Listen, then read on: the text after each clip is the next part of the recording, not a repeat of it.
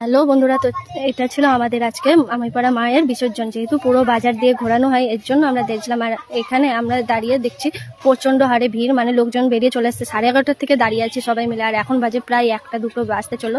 তারপর সবাই দেখছি হাতে হাতে বাতাসে নিয়ে দাঁড়িয়ে আছে, যেহেতু ঠাকুর আসলে ছিটাবি, এর জন্যই। তারপর দেখো আমি চলে আসলাম আমাদের এখানে একটু কাজের থেকে দিয়ে, সবাই মিলে একসাথে দাঁড়িয়ে এখানে মায়ের অপেক্ষায় ছিলাম। তো এই জায়গাটা দেখো কত রকমের যে বাজনা করেছে তার ঠিক নাই। আর প্রত্যেকবারের থেকে এবার যেহেতু লাস্ট সবাই বলছে, এর জন্যই 108টারও বেশি ঢাক করেছে, আর মানে সব রকমের বাজনা করেছে এরকম। আর এত এত এত ভিড়, মানে নানান ধরনের ড্রেস পরে সব বাজনা বাজাচ্ছিল, এখানে সাঁওতালি নাচও ছিল। আর দেখে এতটাই ভালো লাগছিল। প্রথমে তো আমার মায়েরই বাজনা শুনে গা হাত পা কাটা দিচ্ছিল, তো পরে একটু ঠিক হলো।